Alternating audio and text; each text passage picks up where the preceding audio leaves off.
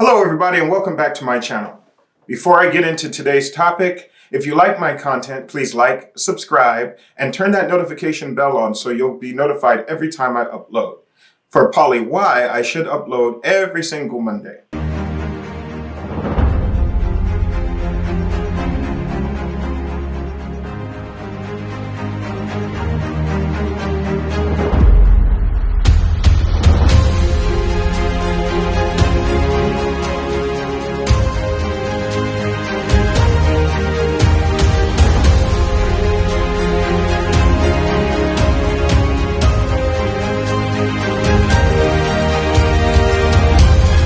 If you saw last week's video, then you know that I was going to talk about how to run for office. But of course, last Friday, we lost Ruth Bader Ginsburg. For those of you who don't know, she was Justice on the U.S. Supreme Court, and she was the first Jewish American woman to be a justice on the U.S. Supreme Court. She was also only the second woman in the U.S. Supreme Court. If you are of the Jewish faith as I am, then you realize that last Friday was both Rosh Hashanah, the Jewish New Year, and it was Shabbat. So we lost Ruth on the Shabbat of Rosh Hashanah. May her memory be a blessing. Ruth Bader Ginsburg was a real icon when it came to women's rights and civil rights in general, and she will be missed. Her voice will be missed. It's up to us to carry on the fight. Now, interestingly enough, we're going to talk a little bit about the Supreme Court today. For those who don't know, the Supreme Court was never supposed to be political. That's why the justices are appointed for life, so they never have to go through the process of trying to appeal to voters. The idea being if you have to appeal to voters or donors, that you might change what you believe in based on trying to get more votes or more donations. However, anyone that's lived in this world long enough knows that everything is political. And here on Poli-Why, I always want to tell the viewer why these things should matter.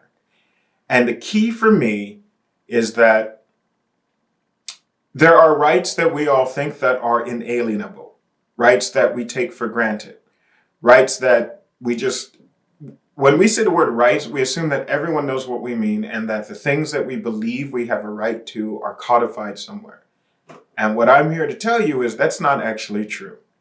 We only have what rights that the government, including the U.S. Supreme Court, says that we have in their decisions. So, having said that, I'm going to go through the top 10 most influential decisions of the U.S. Supreme Court. Why does it matter? Well, we are about to go into a fight between Senate Republicans and the President and the Democrats. Why? Because the President has a right to nominate a replacement to the Supreme Court. And if all things were equal and everyone was above board, he would simply do it and the business of the country would go on. However, in the last year of his term, Barack Obama also had the ability to appoint someone to the Supreme Court. And the Senate Republicans, many of whom are still in the U.S. Senate, said unequivocally, since there was an election that year, we should wait for the election to take place, and whoever was elected president would then get to fill that vacancy. At the time in which the Republican senator stated that, there was 10 months between when the vacancy opened and when the election was to take place. So they said we had to wait 10 months before the next president could appoint someone to the Supreme Court. And they were fine with that. And they even said, hold us to this if the tables are turned. Well, now the tables are turned, only it's more egregious because there's about 40 days between now and the next election. 40 days, not 10 months, barely 1 month. And guess what? The same Senate Republicans are stating that the president has to fill the vacancy immediately. What happened to we need to wait for the election? Well, that's what happens when you have no shame and no integrity. You say whatever you need to say to get whatever you want. So we're going to be into a fight. And unfortunately, that means we're going to forget about COVID. We're going to forget about all the unemployed people.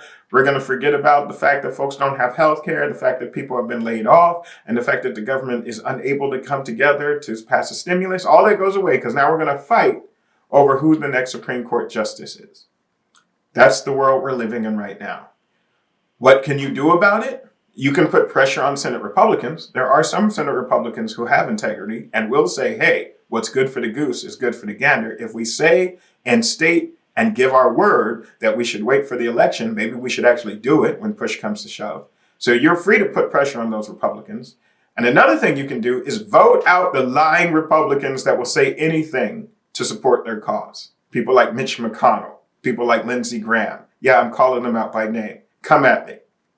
Because you can say whatever you want when it suits your needs, and then the moment something else happens, you change whatever you need to say to make it suit your needs again.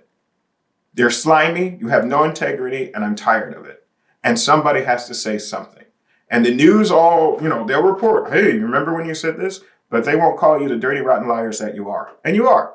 And the sad part is the president does have the right to appoint. He has a legal ability to appoint. And if you hadn't screwed over Barack Obama, we wouldn't be doing this to you now.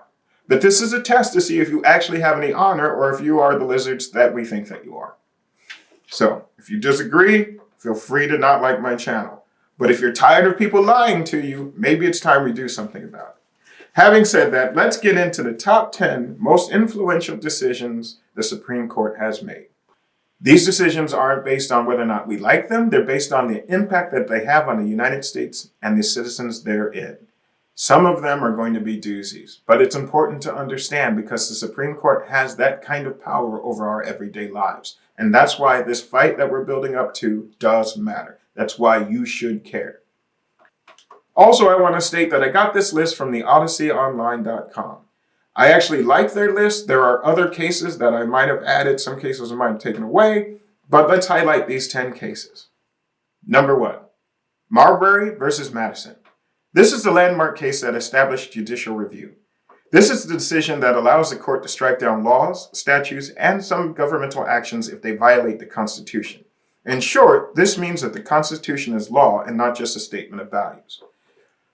So, for those of you listening at home, this is the decision that actually sets the precedent for all of the rest of U.S. history. This is the one that allows courts to overturn laws. So anytime from the Supreme Court to just watching Law and Order, you see something say that law is stricken down because it's unconstitutional. The power to do such a thing comes from that decision, Marbury versus Madison. Number 2, Dred Scott versus Sandford, 1857. This decision denied American citizenship to Black people by stating that the Constitution never meant to grant citizenship to Africans or their descendants. Further, it states that no African descent individual could sue in federal court. It took the Civil War and the 13th Amendment to void this ruling. So, right there, the United States Supreme Court, a place that we think of as the bastion of justice, was saying that Black Americans are not actually Americans. They're not citizens and therefore have no rights. It actually took a war and an amendment to that Constitution to overturn that decision. Actually, it didn't overturn it, it voided it. Number 3, Plessy versus Ferguson, 1896. Have you ever heard of separate but equal? This is the case that established the separate but equal doctrine. With this one decision, the U.S. Supreme Court upheld racial segregation in America. Despite its infamy, the decision itself has never been explicitly overruled. However, 58 years later, Brown versus the Board of Education effectively voided Plessy versus Ferguson. Although Brown versus the Board of Education isn't on this list, it is a very important decision in which we saw the desegregation of schools, which ended up desegregating all of the United States and helped lead us into the Civil Rights Act. It's amazing that the U.S. Supreme Court upheld separate but equal, with the idea being, as long as no one is mistreated, no one can force the races to actually spend any significant time together. It's funny how people used to think in the 1800s. Number 4, Korematsu versus the United States, 1944.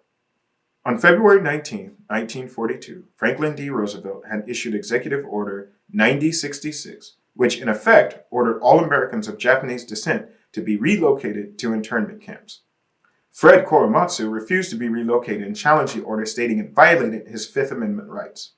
The U.S. Supreme Court sided with the U.S. government and upheld the exclusion of Japanese Americans. So again, We're now to 1944, and the Supreme Court is still making decisions stating that people can be separated and that racism and prejudice have a place in the United States. In this case, they said that the racism and the damage from the racism wasn't as bad as the need to protect the government from potential Japanese invasion. In other words, the threat justified the action. Yeah, when have we heard that before? Number 5, Engel versus Vitale, 1944. This decision established that prayer in schools, even non-denominational prayer, did violate the separation of church and state. So for liberal Americans, this might be one of the good decisions, one of the first, in which it's basically upheld that you can't pray in schools, even if that prayer is non-denominational. The idea being that rather than promoting a specific faith, i.e. Christianity, anyone of faith can pray in school. But the court held that any prayer is a violation of the separation of church and state doctrine. Interestingly enough, the Constitution does not say separation of church and state. What it actually says is Congress shall make no law establishing a state church.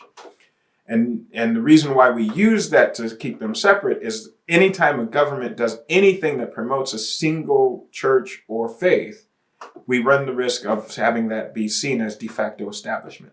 So it was that decision in 1944 that keeps this church and the state separate.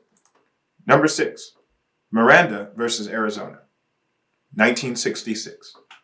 This decision established custodial interrogation of an individual must be accompanied by an instruction that the person has certain rights, including the right to remain silent and the right to an attorney. Anyone that's seen Law and Order knows this ruling. Anyone that's ever heard, hey, did they read you your Miranda rights? Miranda was a real person.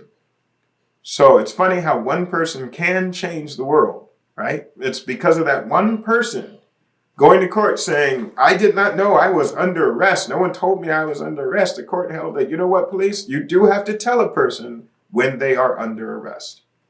Number 7, Roe versus Wade, 1973. This ruling established that the 14th Amendment protected a pregnant woman's rights to have an abortion without excessive government restrictions.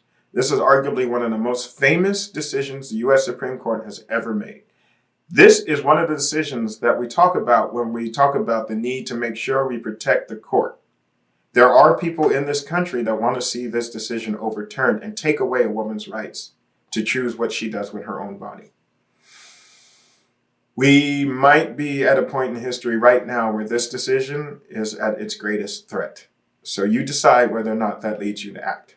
Number 8, Regents of the University of California versus Bach, 1978. In this landmark decision, the Supreme Court upheld the legality of affirmative action when colleges make interest decisions, but struck down the use of specific quotas. So here we see two things. One, yes, you can use race as a means of deciding who comes into your college, but you're not allowed to set specific quotas. For example, you can't say every 10 out of 100 students must be African American. One of our all-time most talked about decisions in recent years, number 9, Citizens United versus the Federal Elections Commission, 2010. Commonly known as Citizens United, this is the landmark decision that holds that the First Amendment's free speech clause prohibits the government from limiting a corporation from spending its funds on independent campaign expenditures.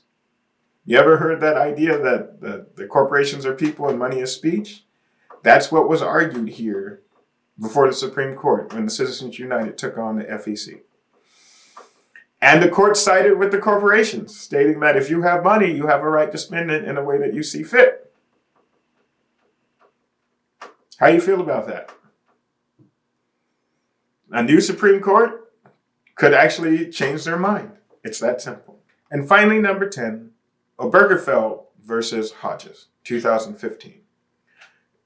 This landmark court decision requires states to grant marriage licenses to same-sex couples and requires states to recognize marriage licenses issued in other states. Most of you probably remember where you were when this decision came down. I know I do. It was only 5 years ago.